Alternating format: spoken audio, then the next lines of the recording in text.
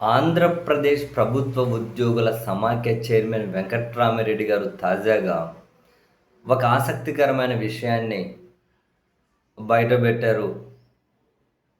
అదేంటంటే ప్రస్తుతం assembly secretary జనరల్గా ఉన్నటువంటి ప్రసన్న కుమార్ అనే వ్యక్తి సెక్షన్ ఆఫీసర్ కంటే తక్కువ స్థాయి ఉన్న వ్యక్తి. అటువంటి వ్యక్తిని తెలంగాణ నుంచి తీసుకొని వచ్చి 4.9 లక్షల రూపాయల జీతం ఇచ్చి ప్రధాన కార్యదర్శి అంటే సిఎస్ హోదాను కట్టబెట్టి ఇంత ఎలా ఒక అనర్హమైన వ్యక్తికి ఇంత ఎలా చేస్తున్నారు అని చెప్పి అయితే ఇంక కొన్ని కీలక విషయాలు ఈయన చెప్పిన వాటి ప్రకారం చూస్తే 2024 ఆగస్టులో అసెంబ్లీ సెక్రటరీ జనరల్గా సూర్యదేవర ప్రసన్న కుమార్ని ప్రభుత్వం నియమించింది. సూర్యదేవర ప్రసన్న కుమార్ని నేను చిన్నగా ఉన్నప్పుడు మా ఇంట్లో రేడియో అంటే అందులో వార్తలు వస్తూ ఉండే.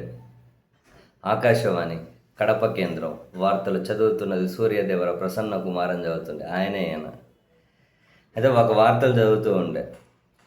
సో 2024 ఆగస్టులో అసెంబ్లీ సెక్రటరీ జనరల్గా సూర్యదేవర ప్రసన్న కుమార్ను ప్రభుత్వం నియమించింది. అయితే అందులో ప్రసన్న కుమార్ సుప్రీంకోర్టు మాజీ రిజిస్ట్రార్ జనరల్గా పేర్కొందట. కానీ సుప్రీంకోర్టు రిజిస్ట్రార్గా ప్రసన్న కుమార్ నియామకం చెల్లదని అన్ని మీడియాల్లో వచ్చింది. సుప్రీంకోర్టు అతని డెప్యుటేషన్ నియామకాన్ని రద్దు చేసి అతని మాతృ సంస్థ ప్రసార భారతికి తిరిగి పంపించింది. అయినా కూడా ఈ ప్రభుత్వం గుర్తించలేదేమో కానీ ఆయన్ను మాజీ రిజిస్ట్రార్ జనరల్ సుప్రీంకోర్టుగానే పేర్కొందట. ఇక్కడ మనం గమనించాల్సింది, సుప్రీంకోర్టు ఒక మాజీ ప్రధాన న్యాయమూర్తికి, మన తెలుగు రాష్ట్రాలకు సంబంధించిన వ్యక్తికి ఈ సూర్యదేవర ప్రసన్న కుమార్ చాలా దగ్గరి మనిషి అని చెప్పి అప్పుడు ఇదంతా నడిపించారు. బట్ అది చెల్లుబాటు కాలే, మళ్ళీ వెనక్కి పంపించేశారు ఆయన. ఇప్పుడు బహుశా ఆ రికమెండేషన్తోనే ఆంధ్రప్రదేశ్ సెక్రటరీ జనరల్గా ఈ తెలంగాణకు చెందిన వ్యక్తి వచ్చినట్లున్నారు.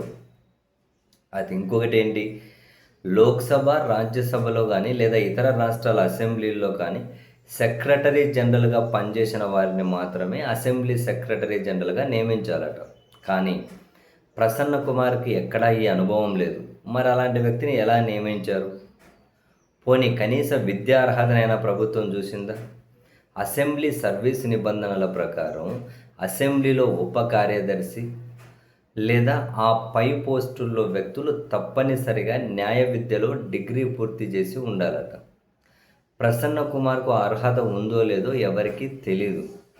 దీనిపై సమాచార హక్కు చట్టం కింద సమాచారం అడిగితే దాటవేస్తున్నారు.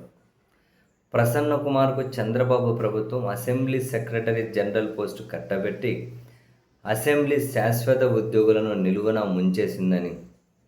వాస్తవానికి ప్రసన్న కుమార్ ప్రసార భారతిలో న్యూస్ రీడర్, ట్రాన్స్లేటర్గా మాత్రమే పనిచేశారట. ఇది రాష్ట్ర అసెంబ్లీలో సెక్షన్ ఆఫీసర్ కంటే అంటే ఎస్ఓ సెక్షన్ ఆఫీసర్ కంటే కింది స్థాయి పోస్ట్. ఇక సచివాలయ ఉద్యోగులు పదోన్నతులు అడిగితే మీరు సరిగ్గా పనిచేయరు, నేను బయటి వ్యక్తులను తెచ్చుకొని పని చేసుకుంటానని ప్రసన్న కుమార్ బెదిరిస్తున్నారట. ప్రస్తుతం అసెంబ్లీ సీనియర్ ఉద్యోగుల్లో జాయింట్ డైరెక్టర్ విజయరాజు పదోన్నతులకు ముందు వరుసలో ఉన్నారు.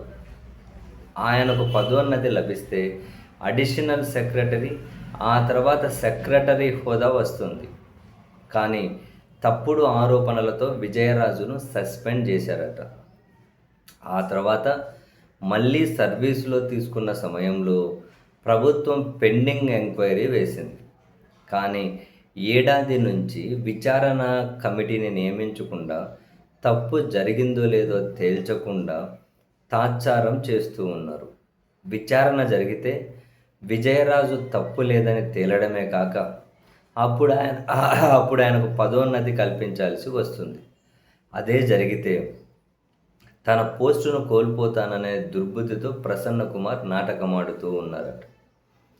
కేంద్ర రాష్ట్ర ప్రభుత్వాల్లో పనిచేసిన సీనియర్ ఐఏఎస్లకు మాత్రమే చీఫ్ సెక్రటరీ హోదా కల్పిస్తారట. కానీ ఒక సెక్షన్ ఆఫీసర్ కంటే తక్కువ స్థాయి క్యాడర్‌కి చెందిన ప్రసన్న కుమార్‌కి రాష్ట్ర ప్రభుత్వం చీఫ్ సెక్రటరీ హోదా ఇవ్వడంతో పాటు, ప్రస్తుతం ఉన్న సీఎస్ కంటే ఎక్కువ జీతం అంటే 4.90 లక్షలు ఇస్తున్నారట.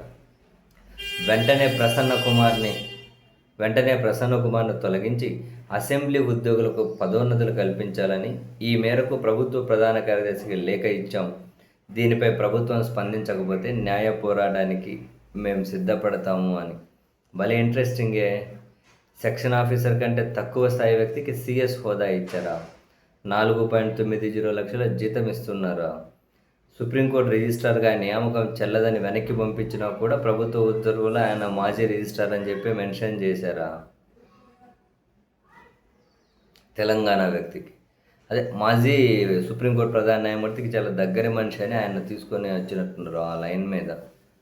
మరేమో మరి ప్రభుత్వం ఏమంటుందో, ఎలా స్పందిస్తుందో చూడాలి.